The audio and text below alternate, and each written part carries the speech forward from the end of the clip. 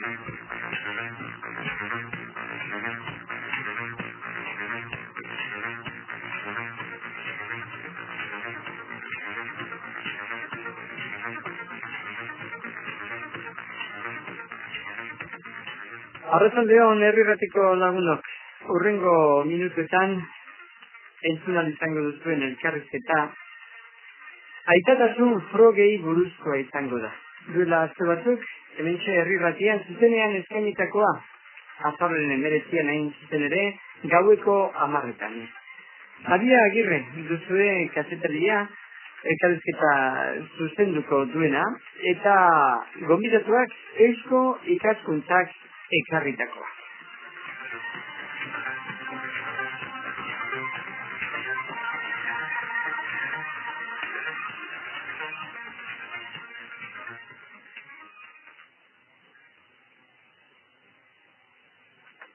Beste behin ere Gabon entzuleok, Gipuzkoako herri irratia duzue lagun, eta segituan eusko ikaskuntzak astero antolatzen duen saioari hasiera emango diogu. Saioaren jarraitzaile zaretenok badakizue, astero gai desberdin baten inguruko solasaldia prestatzen duela eusko ikaskuntzak irrati honetan, eta gaurkoan aitatasun frogei buruz arituko gara. Ikusten duzuen bezala, gai zientifikoa, baina gaurkotasun handikoa aukeratu dugu gaurko saiorako. Buenas noches a todos. Una semana más vamos a dar comienzo a la tertulia que organiza la Sociedad de Estudios Vascos Eusko Ikaskuntza. Como decía en euskera, hoy vamos a tratar un tema científico. Hablaremos, o mejor dicho, los expertos que me acompañan abordarán el tema de las pruebas de paternidad. Algunos más, otros menos, pero la verdad es que todos hemos oído hablar alguna vez sobre las pruebas de paternidad. Esas pruebas que demuestran que un supuesto padre es o no es el padre de una persona en concreto. Sin duda alguna, el tema que vamos a tratar hoy puede interesar a más de uno y por lo tanto comenzamos con la tertulia, pero antes de nada vamos a presentar a los invitados de hoy. Nos acompaña María Martínez de Pancorbo, doctorada en Ciencias Biológicas y actualmente imparte clases de Biología Celular en la Universidad del País Vasco. Bienvenida, María. Hola, de Gabón. El segundo invitado es Germán Tamayo y de su currículum destacamos que es doctor en medicina y profesor en el Instituto Vasco de Criminología de la Universidad del País Vasco. Buenas noches, señor Tamayo. Bueno. Y por último tenemos al doctor Luis Castaño, que es miembro del Departamento de Investigación del Hospital de Cruces. Precisamente trabaja en estudios genéticos de enfermedades de diabetes. Buenas noches, Luis Castaño. Buenas noches. Hemos acabado ya con la presentación y doy paso a los invitados de hoy. Y para comenzar, no sé, podrían explicar precisamente en qué consiste el diagnóstico de paternidad biológica. ¿En qué consiste esta prueba, Mariana? La prueba de paternidad biológica se realiza en aquellos casos en los que existe una duda razonable sobre la paternidad de un hombre con respecto a un hijo o una hija. Habitualmente la prueba de paternidad se realiza a demanda del presunto padre o bien como reclamación de la madre en cuanto a la paternidad de un hombre con respecto a un hijo. Las pruebas pueden hacerse de forma judicial o de forma privada, dependiendo de la situación en la que se encuentran las personas y, en definitiva, pues están encaminadas a esclarecer el hecho de la paternidad biológica. Si decías que se pueden hacer de forma privada o judicial, ¿nos podrías explicar qué quieres decir precisamente con eso? Sí, lo que ocurre es que cuando la demanda de paternidad se interpone en un juzgado, entonces es el juez quien, en base a un principio de prueba, es decir, una duda razonable sobre, pues, por ejemplo, una relación previa entre el presunto padre y la madre, etcétera, pues determina que tiene sentido la realización de esa prueba y entonces requiere que la realicen peritos, que en este caso pues son peritos pertenecientes a la Universidad del País Vasco, nuestro grupo, y se realiza la prueba bajo esa demanda judicial. En otras ocasiones, las personas prefieren previamente a llegar a interponer la demanda, pues realizar la prueba para poder conocer los hechos, porque igual no merece la pena ni siquiera entrar en debate, ¿no? Y entonces pues se hace de esa otra manera en forma privada, y para eso pues también existen laboratorios que tienen las mismas garantías y que pueden realizar este tipo de pruebas. Les veo a Luis y Germán tomando apuntes, me imagino que bueno, tendrán alguna otra idea para decir o para transmitir. ¿Algo que añadir? Bueno, estaba haciendo un guión en el sentido de que, además de la prueba en el aspecto tecnológico, ¿no?, biológico, contra el desarrollo de la tecnología del DNA, es una prueba que tiene otros aspectos, que son los jurídicos, que ya ha señalado María, ¿no?, en cuanto a los procedimientos de impugnación o reclamación de una paternidad. Es una prueba reciente, porque la legislación española no la permitía hasta hace pocos años, y probablemente por ahí también, pues, digamos, la resonancia social que tiene en estos momentos, porque había muchos casos acumulados que, como digo, la legislación no los permitía. Al cambiar la legislación se ha permitido, y encima al implantarse la tecnología del ADN, pues la prueba adquiere mucha más fiabilidad, y entonces, digamos, la utilización que de ella hacen los abogados, pues es más frecuente que hace una década. Además de los aspectos jurídicos, hay también los aspectos éticos, que tienen prácticamente la misma importancia que los jurídicos. Y los aspectos éticos también están dentro de un contexto generalizado, dentro de la utilización de material genético, del genoma de cada una de las personas, que también es uno de los avances científicos de esta década, con el gran desarrollo de la biología molecular, que implica, como tantos otros avances técnicos, un debate social sobre la utilización ética o bioética, hablando de ciencias de la salud, una utilización bioética correcta de todos estos avances. Ahí también ha habido un gran debate, incluso socialmente hay discusión en cuanto a en qué momentos o en qué condiciones se puede utilizar este material. Uh-huh. Y es otro de los aspectos que digo también importantes con implicación en las pruebas de paternidad. Uh-huh. Y comentabas que, bueno, hace poco se pueden hacer estas pruebas. ¿Desde cuándo permite la legislación hacer estas pruebas de paternidad? ¿Sabes alguno de vosotros la Constitución o desde cuándo? La Constitución determina que todo individuo tiene derecho a su identidad, y también determina que todos los hijos son iguales ante la ley. La Constitución se promulga en 1978, el Código Civil después se reforma, creo que es en el 81, no es ni tanto exactamente, yo no soy, claro, jurista ni... Uh-huh. Y después, en 1983, es cuando ya se establece en forma articulada la posibilidad de realizar los diagnósticos de paternidad biológica. Por lo tanto, es desde el 63 en adelante cuando en este estado es posible realizarlas. Uh-huh. Porque esto es diferente en otros países. En otros países será posible realizarlas mucho antes, especialmente en aquellos cuyo derecho era germánico, no de origen del Código Napoleónico, que era nuestro problema. Uh-huh. No sé, Luis, respecto a lo que hemos hablado, ¿tienes algo que añadir?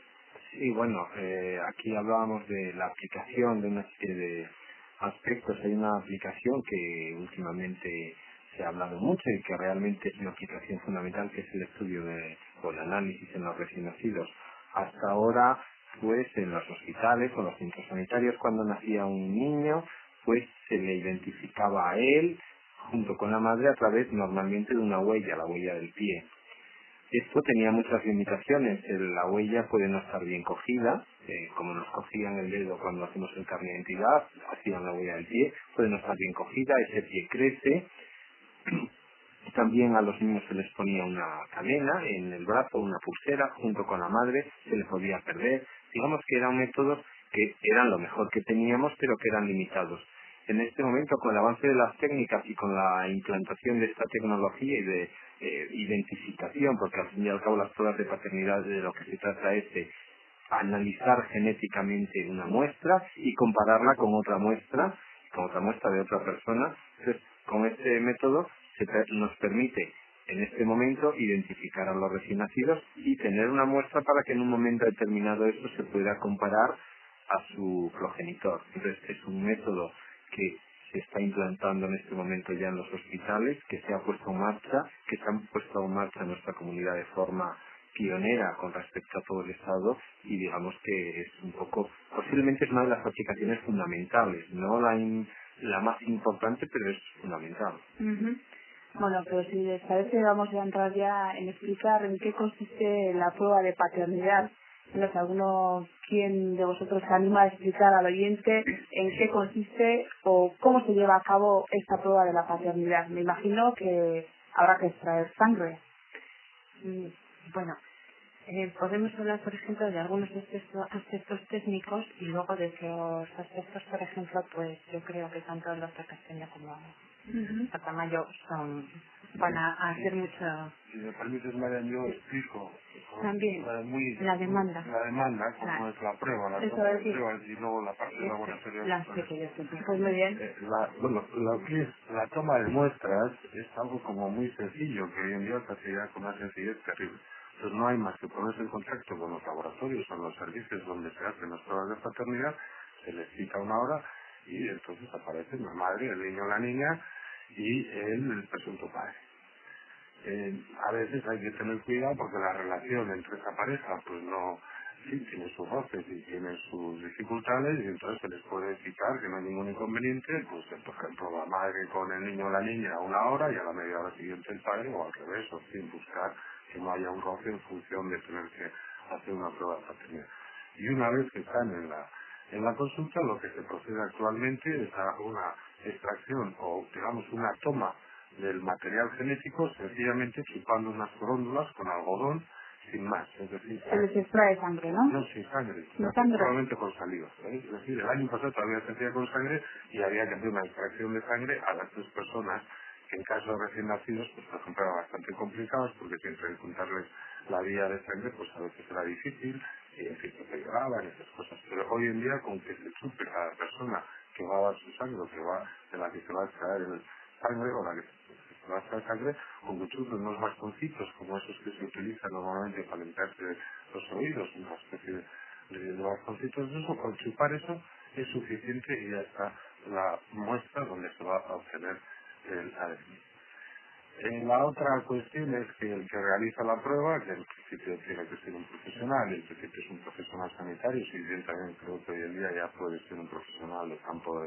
del derecho o de esa actividad profesional regulada por colegios oficiales, es decir, que cualquier profesional en principio puede controlar esa prueba, es la identificación de las personas a las que se somete a la prueba, entonces hay que identificarlas con el carnet de identidad, y en caso de que sean niños, un carnet de identidad con un libro de familia y una foto reciente del niño para que esto de alguna manera quede o se archive a que esa sangre corresponde concretamente a esta persona. Y el último requisito, o el penúltimo requisito, es el de que tienen que dar el consentimiento a la realización de la prueba precisamente porque se trabaja con material genético. Esto es un impreso en el que consta el día que se le hace, quién se responsable de la extracción, los datos de identificación de la persona y que autoriza a la utilización de ese material para un análisis exclusivamente en principio de paternidad, sin otra finalidad de investigar con ese material genético otras cosas. Se autoriza la extracción y el análisis de material genético con objeto de investigar biológicamente la paternidad de ese niño respecto a estas dos personas. Y hace falta la autorización tanto del supuesto padre como la madre, los dos. De los dos. En el caso más frecuente que es ese, pues es la autorización. Quiere decir que puede darse el caso también de un hijo adulto mayor de edad que también tendría que dar su consentimiento. Pero lo normal es que el niño sea, o la niña sea menor de edad y entonces los padres autorizan. Ahí se puede entrar en la discusión, puede ser que solo tenga la patria potestad la madre, por ejemplo, porque el padre, sí, la madre, por ejemplo, solamente, ¿no? O el padre. Entonces sería el que tiene la patria potestad. Nosotros lo que nos obliga a la ley a tener la autorización del que tiene la patria potestad. Generalmente es compartida. Bueno, no, generalmente no hay todos los tipos de circunstancias. El cuarto requisito, pues ese era el penúltimo, suele ser el económico. Que es decir, luego hay que pagar la prueba porque la prueba No lo financia Osakidetza. No, no. A veces hay justicia gratuita, entra dentro del circuito de justicia gratuita y entonces lo financia el gobierno vasco a través del Departamento de las Pruebas Judiciales. Pero lo más habitual es que sea privado y que haya que pagar el coste de... ¿Y como cuánto cuesta?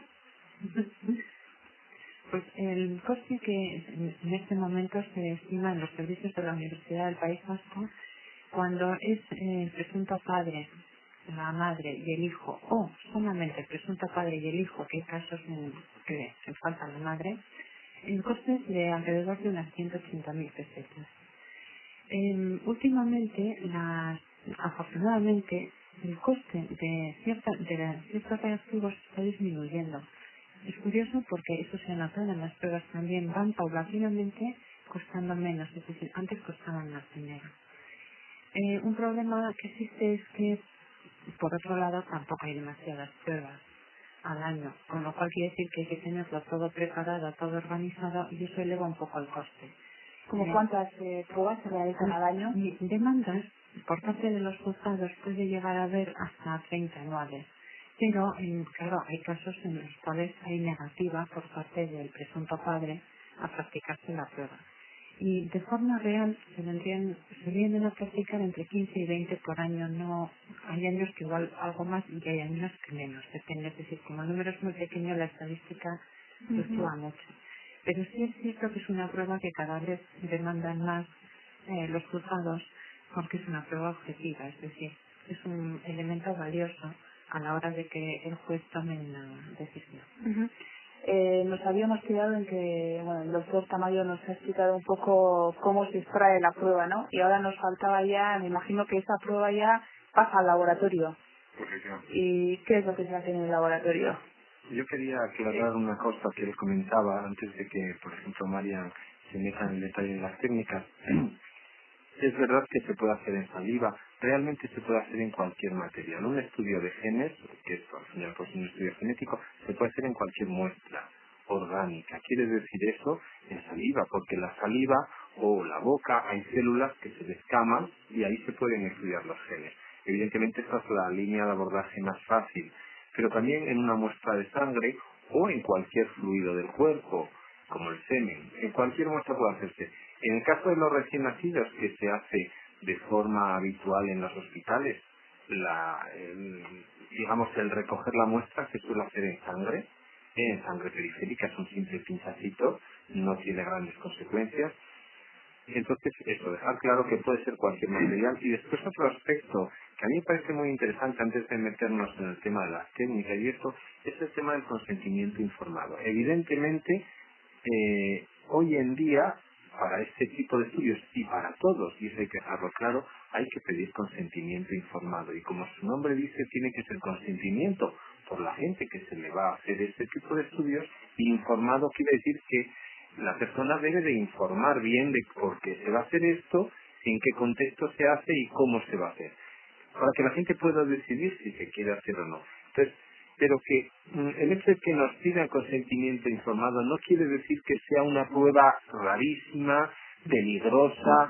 Digamos que en nuestro país no estábamos habituados a que cuando en un hospital o en cualquier actividad se nos pidiera consentimiento, no se nos pedía consentimiento, con lo cual evidentemente no estábamos acostumbrados a ellos, y cuando nos lo piden o nos lo pedían pensábamos, esto debe de ser terrible, porque si no, no nos diría nada. No, el tema está cambiando. Para cualquier actitud sanitaria, tomar cualquier decisión, hacer cualquier cosa a una persona que va a un hospital o a cualquier centro de salud, se le debe de informar, se le debe de pedir consentimiento, y eso es la práctica habitual. Quiere decir eso, que para esto o para cualquier otra prueba, cada vez nos van a pedir más consentimiento. Y no debe de extrañarnos, digamos que eso es a lo que tenemos que aspirar. En otros países, para un simple análisis de sangre, nos tienen que informarles, explicarles y pedir permiso para hacerlo. En nuestro país estamos evolucionando a eso. Entonces yo lo que quiero dejar claro que, lo digo porque a veces nos pasa en el hospital, cuando hablamos con las madres, cuando nace el niño, me dicen, sí, ya he firmado eso del diagnóstico. Precisamente no sabe, ¿no? Efectivamente, y se asustan porque dicen, y ya nos hicieron firmar eso, realmente es una cosa que debería hacerse, y que posiblemente esas madres que ahora nacen sus hijos pues dentro de 10 años o 15 años, como ya van a estar tan habituadas a cada vez que entran en un centro sanitario a firmar el consentimiento de que se le haga esto o lo otro, lo verán como una cosa habitual. Es habitual que se pida consentimiento, es habitual que ese consentimiento sea informado, y esto no deja de ser un análisis genético más, que se puede utilizar en la identificación, o se puede de identificación de una persona con respecto a otra, o en un análisis genético para ver si uno transmite una enfermedad, si uno tiene cualquier problema, etcétera, etcétera, ¿de acuerdo? Y yo quiero añadir algo. Sí. Luego pasamos al laboratorio, porque No puedo esperar también. Sí. Puedo esperar. No. Bueno, dos cosas. Una, que efectivamente cualquier análisis genético se puede hacer en muchos tipos de muestras, pero precisamente en la investigación de la paternidad el problema era la negativa a la extracción sanguínea. Es decir, muchos padres o presuntos padres se negaban, lo que era una dificultad jurídica para poder tener acceso a la realización de esta prueba. Entonces, la posibilidad de obtener material genético de saliva lo que ha hecho es facilitar, no en el campo privado, sino precisamente en el campo jurídico, la realización de la prueba. Por eso tiene importancia que se pueda extraer de saliva y no de sangre. Y por eso todas las clínicas en todos los laboratorios hoy en día ya lo hacen con saliva, precisamente para evitar la negativa a la extracción de sangre por parte de muchos hombres que lo utilizaban como una técnica para no someterse a estas pruebas e intentar detener la reclamación de paternidad. Eso era importante. En cuanto al consentimiento informado, totalmente de acuerdo con Luis en lo que supone el concepto de consentimiento informado desde un punto de vista bioético en todos los campos de la salud, de la medicina, en el sentido de que cada uno vayamos haciéndonos responsables de nuestra propia salud y por lo tanto tomando las decisiones que nos parezcan más convenientes por nosotros mismos. Pero también en las pruebas de paternidad yo tengo mis dudas de ser capaz de explicar a una persona los conocimientos estadísticos para que pueda conocer exactamente lo que es estadísticamente el resultado que se le da. Es decir, el dar la probabilidad de paternidad, los índices estadísticos que se manejan, que es cómo se da el resultado, el 99, tanto por ciento de que este hijo es suyo. Eso tiene un fundamento estadístico. En teoría sería lo que habría que explicar, y entonces decir, ¿quiere usted o usted consciente, debido a la información que yo le doy, usted consciente en hacerse esta prueba? Me decía que sí, yo digo que yo tengo dificultades para entender los datos estadísticos que se manejan, tengo dificultades para explicarlos, digamos, detalladamente a una persona que se somete a esa prueba, y creo que es muy difícil dar esa información y que cualquier persona pueda recibir la información. Quiero decir que lo del consentimiento informado, por supuesto que es lo que decíamos antes, un avance en el trato a las personas, un avance humano, digamos, de la aplicación de cualquier tecnología, pero no siempre es fácil, y en este caso concreto es muy difícil explicar con precisión el conocimiento estadístico, las pruebas estadísticas que están detrás de una prueba, de unos cálculos de paternidad. Sí, de todas formas, cuando evidentemente en medicina todo es estadística, jugamos con porcentajes y casi nunca jugamos con los porcentajes que se juegan en el campo de la paternidad, del 99.999. Realmente, ojalá en medicina, y sin embargo tenemos que tomar decisiones y la gente tiene que asumir y tomar decisiones con porcentajes de estadística mucho más bajos, pues porque la medicina es así, no es nuestra matemática. Entonces digamos que nosotros eso lo llevamos relativa, quizás en el campo jurídico, en el campo ya de casos muy concretos de aplicación la cosa sea más complicada. En el campo nuestro de la aplicación al sistema sanitario, a la identificación de un padre y una madre, no con esos fines jurídicos, etcétera, etcétera, quizás sea menos complicado porque quizás la gente sea menos reticente o esté menos no esté menos condicionada o presionada por las decisiones que salgan de eso. Evidentemente, de todas formas, ya Marian discutirá esto más en detalle como experta, pero realmente el 99.999% de fiabilidad es una cosa que en pocas partes de la medicina podemos ofrecer esa garantía. Y ya te dejamos hablar con Marian. Bueno, pues sí, pues ahora la doctora Martínez de Pancorbo, espero que nos explique, bueno, qué es lo que se hace en el laboratorio. Nos explicas, por favor, de forma que lo podamos entender. Vale, el tema está, tenemos ya una muestra biológica de unas personas. puede ser la sangre, puede ser la saliva, puede ser una muestra de sangre del cordón umbilical, puede ser cualquier cosa, una preparación que para ver al microscopio propia de un hospital, que en ocasiones ocurre que hay que diagnosticar la paternidad sobre ese material, pues porque el presunto padre ha fallecido. Bueno, entonces, lo que vamos a hacer es romper los componentes celulares de esa muestra. Vamos a arrancar las células, las abrimos y salen las moléculas de ADN. Esas moléculas de ADN las separamos del resto de los componentes celulares, es decir, las purificamos y a partir de ahí empezamos a analizarlas. Claro, el ADN es enormemente grande. Para hacer una prueba de paternidad no es necesario analizar todo el ADN porque no terminaríamos nunca. Todavía no está secuenciado todo el genoma humano, nunca terminaríamos. ¿Qué es lo que se ha buscado para las pruebas de ADN en paternidad? Lo que se ha buscado son regiones del genoma que varíen mucho entre las distintas personas, de tal manera que cuando estudiamos a cada uno de los integrantes de la prueba lo podemos caracterizar genéticamente y no confundir a uno con otro ni con la mayoría de las personas de la población. Una vez que ya los tenemos caracterizados genéticamente en regiones del genoma que no estén en relación con ninguna enfermedad ni en relación con ninguna predisposición, es decir, ya se han elegido regiones que no atenten a, digamos, la intimidad genética de la persona, salvo en el diagnóstico de identificación.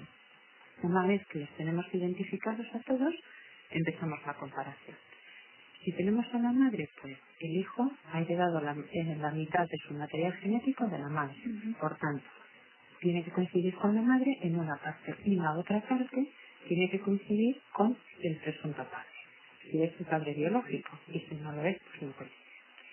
Se analizan varias regiones del genoma, se mira a ver si existe coincidencia con el presunto padre y en caso de que exista coincidencia se calcula, es estadístico, dicho la probabilidad de paternidad y si este da un valor superior al 99,9, que generalmente es muy superior, entonces se puede afirmar que existe paternidad positiva, que el presunto padre es el padre biológico. Por el contrario, si al hacer los análisis el hijo tiene un material genético que no coincide con el del presunto padre, este no puede habérselo transmitido. Por tanto, el padre biológico es otra persona de la población y no es ese individuo. Eso es en los casos más sencillos. Técnicamente, bueno, pues el ADN se purifica y se analiza por unas técnicas que además muchas personas han oído ya hablar de ellas, son técnicas de PCR. Bueno, después se somete pues o bien a un análisis de tamaño de los fragmentos del ADN que se están estudiando, o bien una secuenciación, depende de qué registro genoma. ¿Y en cuánto tiempo se tienen estos datos? El tiempo se puede hacer muy rápidamente, pero eso sí es en laboratorio trabajar día y noche. Y por otro lado, más o menos en 15 días podemos tener los resultados, pero siempre damos plazos más largos. A no ser que haya un problema de registro. Entonces, sí, lo que ocurre es que hay que registrar rápidamente a un recién nacido, pues. ¿Por qué damos plazos más largos? Porque en esta prueba lo que claro, no se puede hacer es decirle a las personas dentro de 15 días y hemos tenido algún problema, por ejemplo, con algún suministro. Hay cosas muy específicas de estas pruebas que no podemos encontrarlas en ningún otro sitio. Tienen que llegar a nuestro laboratorio, si no, no podemos hacer. Eso por un lado. Y luego hay casos muy complejos de diagnóstico de paternidad. Por ejemplo, se puede dar el caso que el presunto padre y el hijo están emparentados, pero no con una relación de parentesco padre-hijo, sino otras relaciones de parentesco complejas dentro de la familia, con lo cual nos resulta muy difícil incluirlo o excluirlo y necesitamos hacer más y más pruebas. Y en casos excepcionales existe un circuito de laboratorios entre los cuales a veces ellos nos mandan pruebas, a veces nosotros mandamos, porque es en alguna región distinta del genoma y se trata de obtener más información. Entonces, ante eso, generalmente decimos que entre 1 y 2 meses. Y generalmente si las personas no están demasiado agobiadas por el problema, decimos, bueno, pues mejor 2 meses, aunque la realidad es que en cuanto está el informe preparado, se emite. Ujú. Y en el País Vasco, ¿dónde se pueden hacer estas pruebas? Hemos dicho que desde el año 83 hay posibilidad de hacerlas. ¿Dónde? ¿A dónde hay que acudir? Bueno, en realidad se hacen en la Universidad del País Vasco.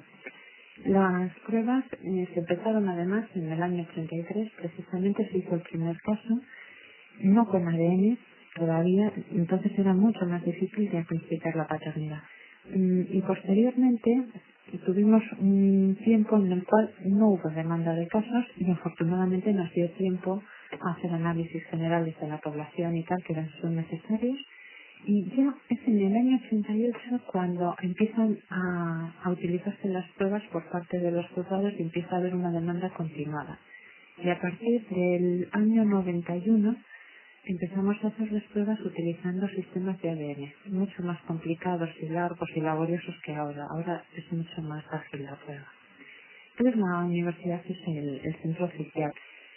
También hay otro centro que está capacitado para hacer las pruebas y también la Chancha tiene un laboratorio de análisis de ADN, pero con fines de identificación, no de paternidad. Es decir, que están registrados en el País Vasco 3 centros, digamos, que tienen la capacidad de realizar este tipo de diagnósticos. Ujú. Y hablábamos de la fiabilidad, que me contabais que era del 99,9%. O sea que son escasas las probabilidades de que la prueba esta falle, ¿no? Y cuando se habla de la probabilidad del 99,9, se está refiriendo a que en 1000 casos analizados con las características del que estamos viendo, es decir, que ya coincida genéticamente con ellos, ya es difícil. Bueno, pues si hubiera 1000 veces que se hiciera esa prueba, en una habría una probabilidad de error, es decir, que hubiera una coincidencia entre el presunto padre y el hijo sin ser verdaderamente el padre biológico. En los casos judiciales, como ya existe un principio de prueba, pues ya es un acúmulo de circunstancias, es decir, pues ha habido una relación previa, hay un hijo, se contrasta con este presunto padre, entonces digamos que ese 99,9 es muy fiable. Porque influye también eso, los principios de prueba anteriores. Esos son importantes y esos son los que establece el juez. Y en cuanto a que se hayan cometido errores, nosotros creemos que si se hubieran cometido errores, hubiera habido reclamación por parte de los implicados en los casos, pero curiosamente suele haber recursos, pero por otros motivos, no en función de la prueba realizada.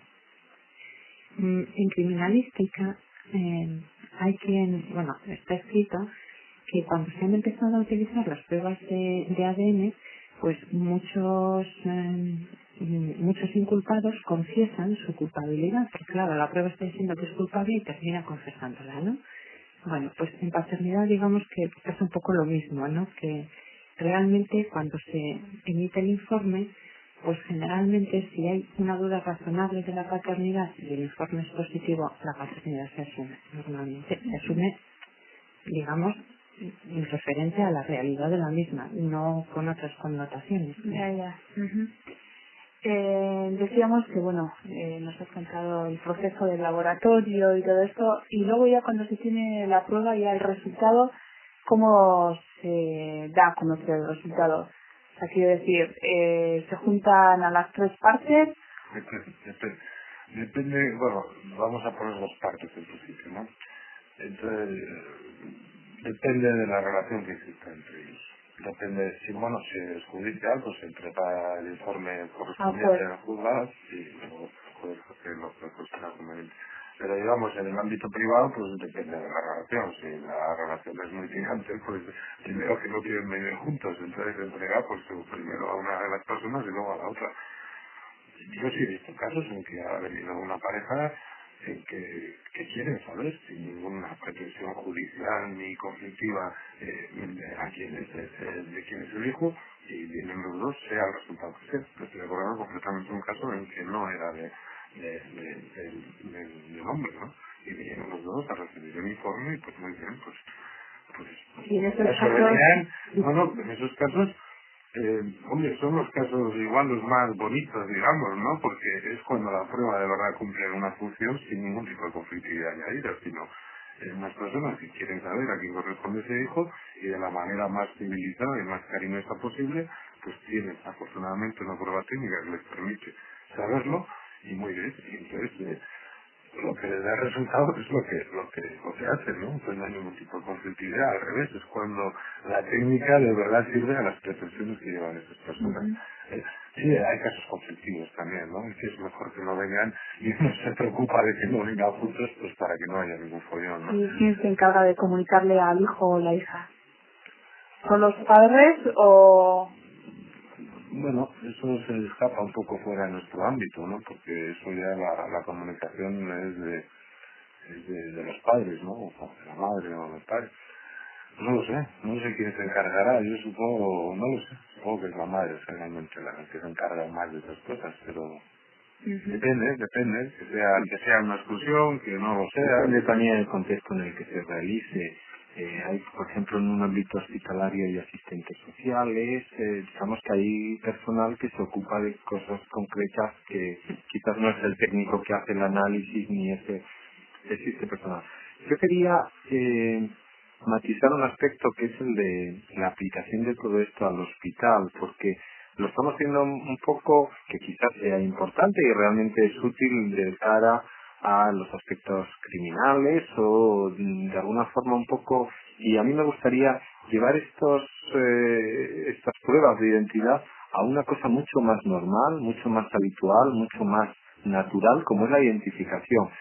Ya digo que inicialmente se trataba de identificar a los niños con huella. Se ha pasado a esto y esto es una cosa que se hace de forma habitual, es decir, sin ningún conflicto se informa a los padres de todos los niños cuando nacen en los hospitales, se les informa que se les va a recoger la muestra, a la cual ellos lógicamente acceden.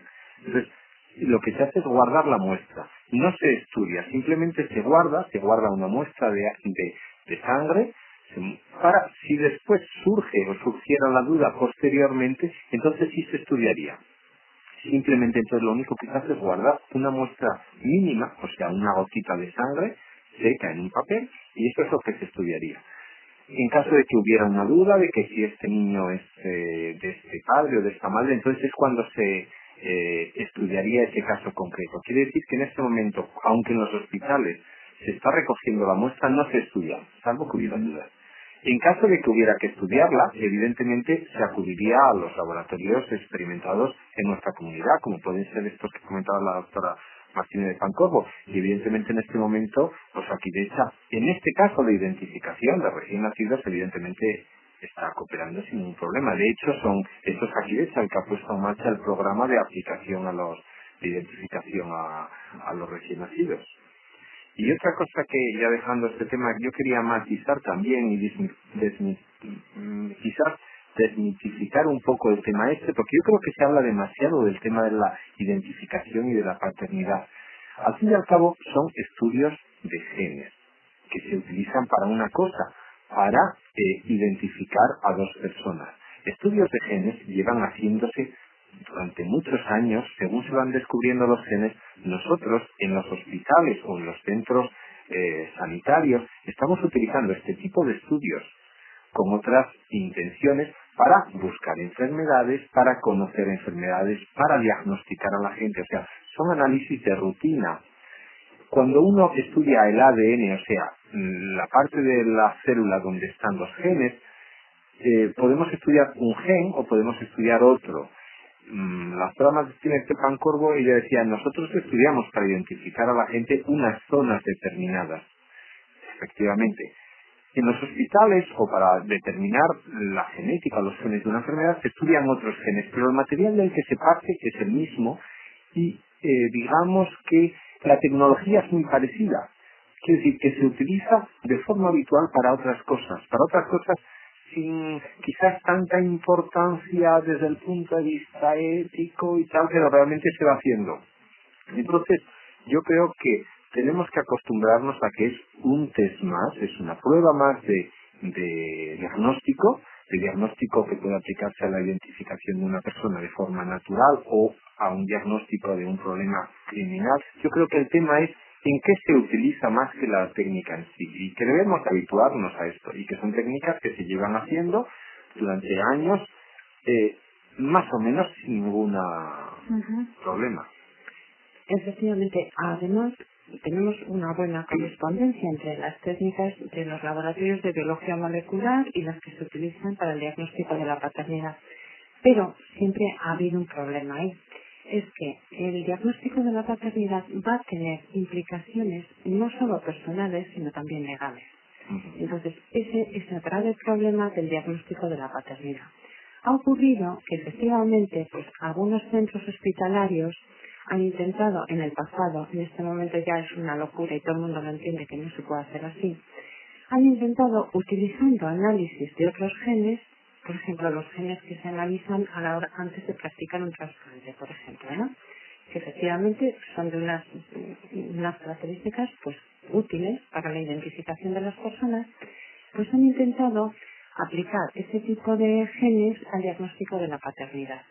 ¿Qué ha ocurrido? Pues ha ocurrido que con unos pocos genes se pretendía diagnosticar una paternidad sin las garantías debidas. Además, no basta con que los genes se estudien y se analicen muy bien, tienen que estar analizados en una muestra de población, un montón de individuos, por parte de unos peritos muy versados ya en este tipo de análisis de estos genes concretos. Es muy importante el entrenamiento de esos peritos, porque los casos de paternidad a veces son francamente complejos. Lo mismo con cualquier otro caso, pero aplicado a paternidad.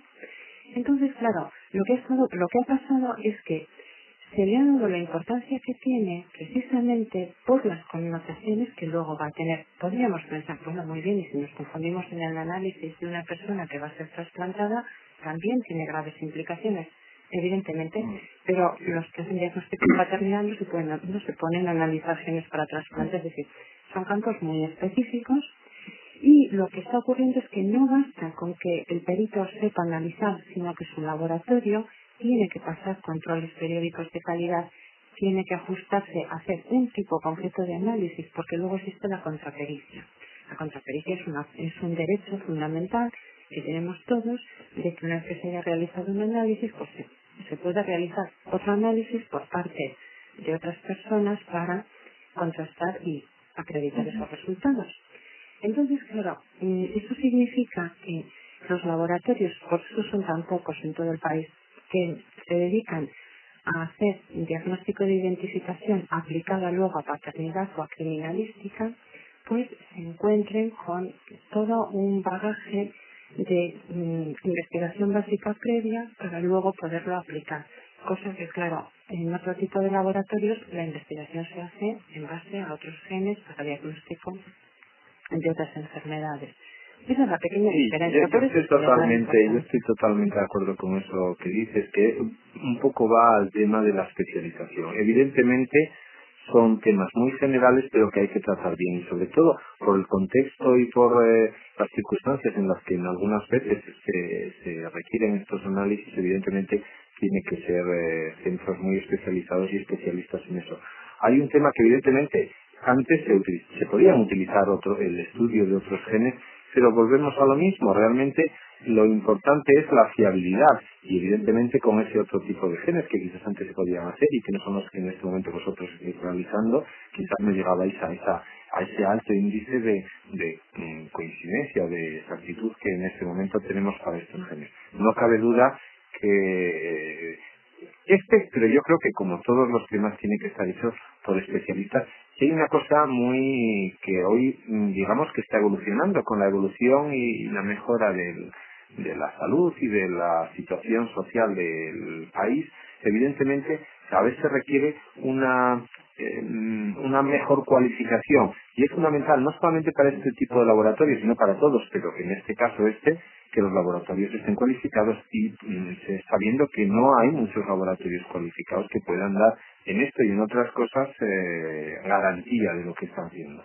Entonces estoy totalmente de acuerdo en eso que dices, Mario. Señor doctor Tamayo también Yo quiero pide la palabra. un poquito retomando como hace 5 o 10 minutos que efectivamente que la genética está en la medicina y que la medicina aplica la genética con todas las garantías y en función de las propias de las personas, bueno, eso no cabe duda, y que no tenga miedo la gente en que en los laboratorios de los hospitales está haciendo algo incorrecto o algo prohibido o algo en beneficio de los científicos, independientemente de eso, no cabe duda, y la gente en eso tiene que tener toda la tranquilidad. Es verdad lo que dice Luis en ese sentido, que la paternidad no solamente es en el campo de la paternidad, sino en el campo de la identificación, fundamentalmente con las aplicaciones médicas. Pero esto de los recién nacidos tiene una pequeña trampa. Yo voy a ser un poco malo, porque no es la prueba en sí, sino es cómo venden los gestores de los entes públicos esa prueba. Dicen, somos pioneros en la identificación de los recién nacidos, y nos venden esa historia como si fuera algo extraordinario, cuando no es nada extraordinario, porque lo extraordinario es que se pueda confundir un recién nacido dentro de un hospital. Ese es el problema. El problema es que cómo es que en un hospital pueda ser posible que se confunda un niño con otro. Pues muchas personas dicen que los niños todos son iguales. Pero por eso mismo no entra solamente, digamos, una inquietud científica, luego, es lo que dice Luis, sino que hay una inquietud social. Oiga, a mí que no me cambie mi hijo. Yo cuando me llevo mi hijo quiero saber qué seguridad que es el mío. Entonces la pequeña trampa está ahí, en que venden eso como si fuera, no sé, un avance tecnológico y que son pioneros europeos en la identificación de recién nacidos. Oiga, igual son ustedes en la no identificación, que los confunden. Entonces quiero decir que ¿Es fácil o no confundir a un recién nacido? ¿cómo va a ser fácil confundir con atención? Sí, ¿cómo va a ser fácil? Ya no quiero defenderlo con un bebé. Ocurrió hace pocos años, aquí. Así no, será un despiste, será disciplina profesional, será no sé qué, pero no es fácil. Yo no estoy aquí para defender a la administración o eso no, pero yo sí que tengo que lanzar una lanza en favor de que, bueno, la realidad es que hay cosas que parecen, cuando las tenemos ya puestas, que parecen evidentes y claras, pero la realidad es que hasta hace poco en España no se hacía esto. ¿El por qué no se hacía? Pues bueno, el por qué se seguía haciendo, el por qué en otros países europeos más desarrollados o con un poder económico más alto no lo estaban haciendo.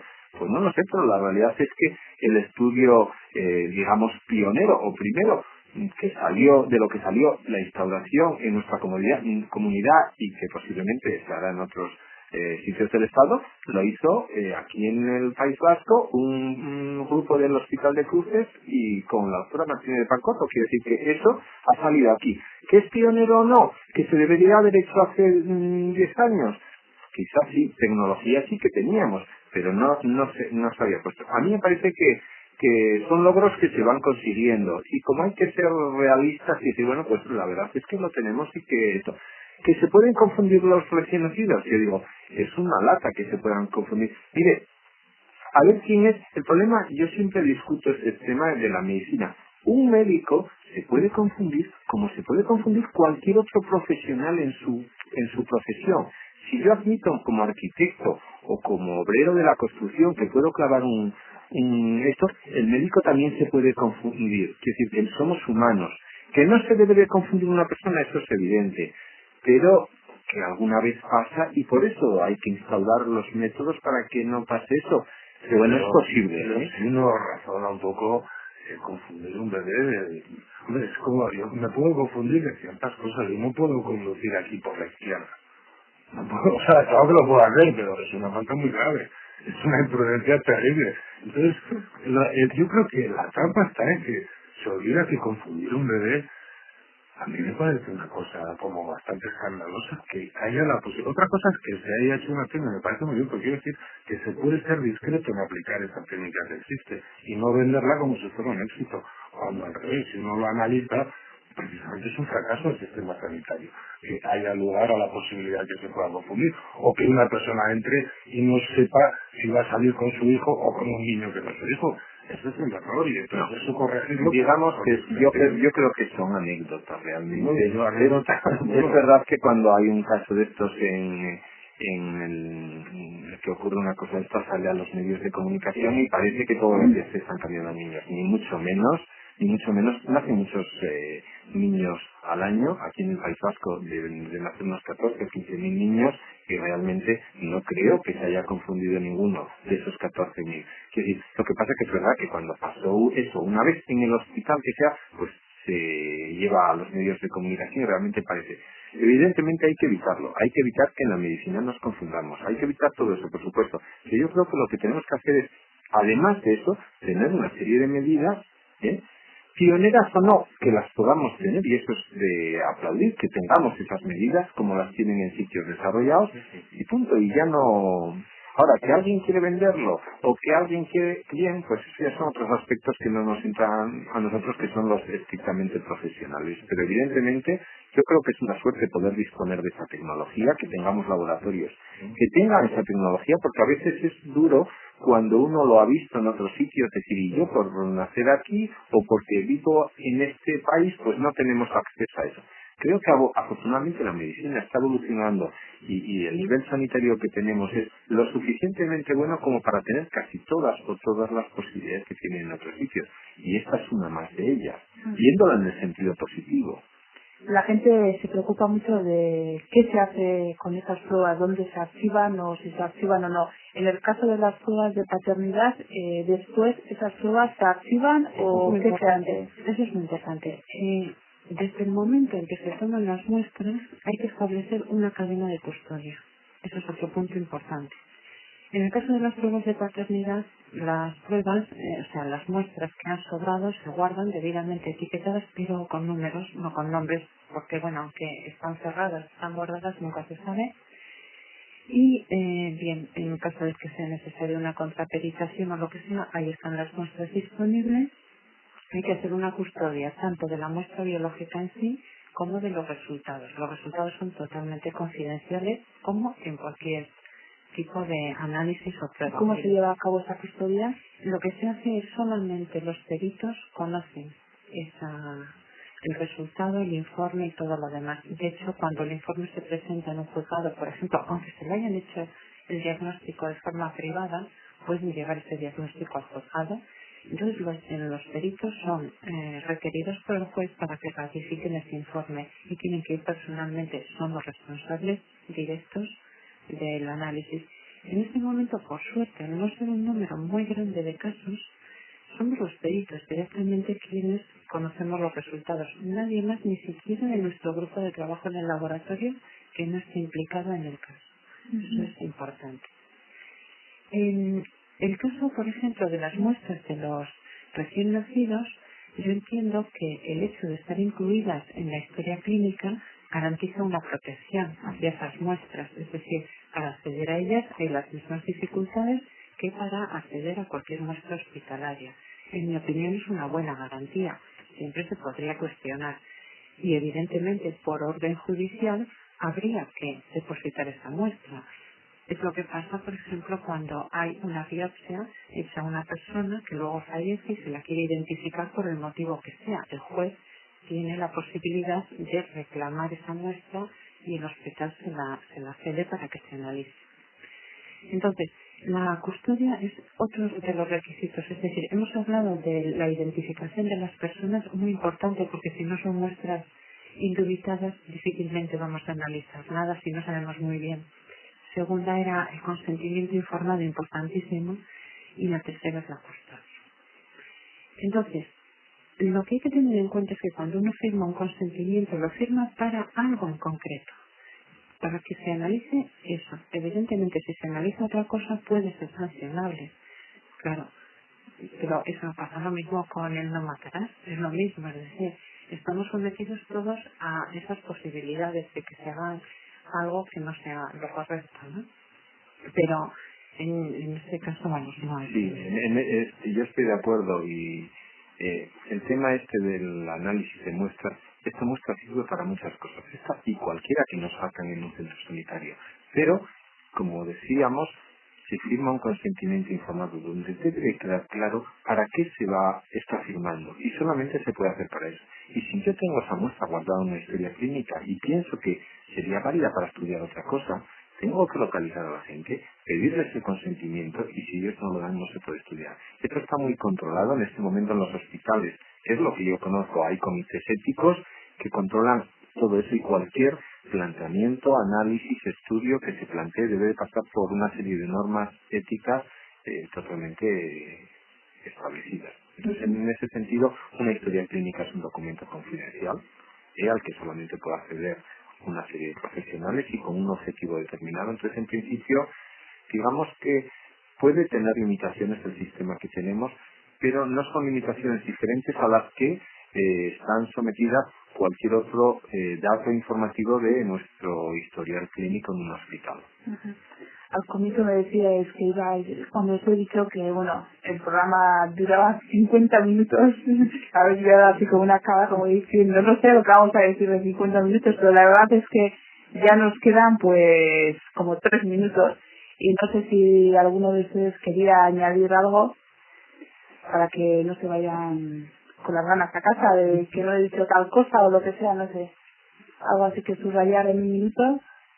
En minutos, si tengo tiempo, decir que detrás de una prueba de paternidad siempre hay una historia de amor o de desamor.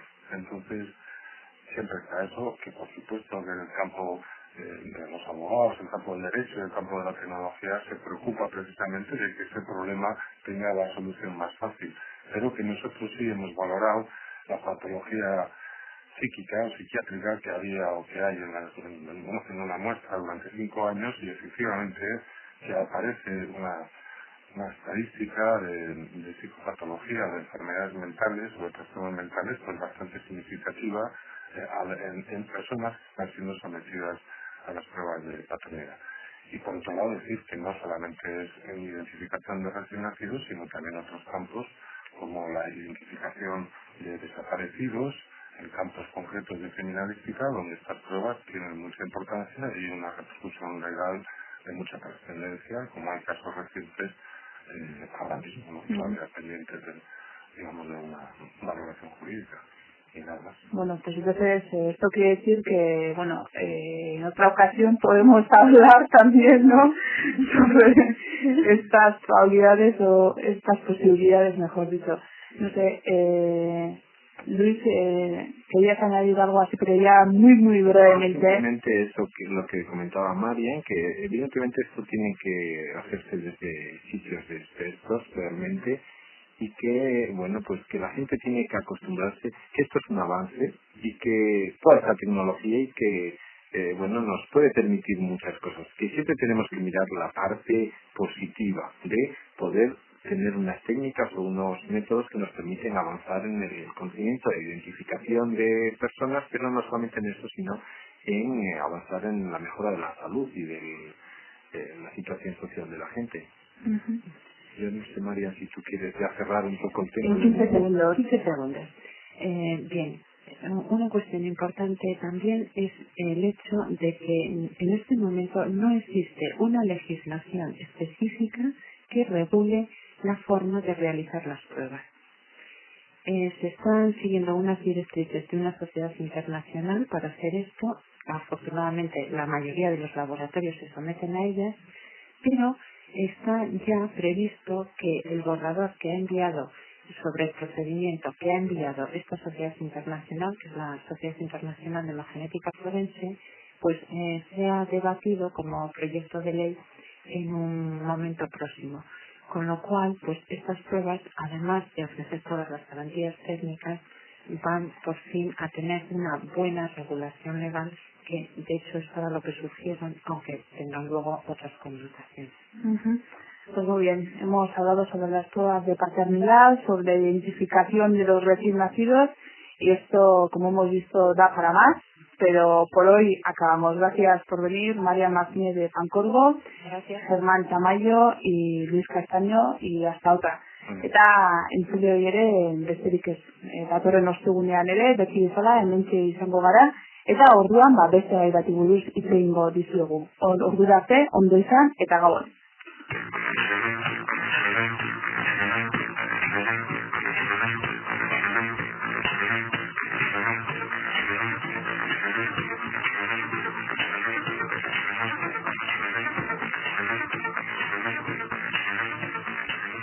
Gaurko zauzetzen da dena herri irratian. saioan aztertu den gaia, jorratu den gaia, aitatasun froga. Eta elkarrizketa zuzendu duena Maria Agirre izan duzue.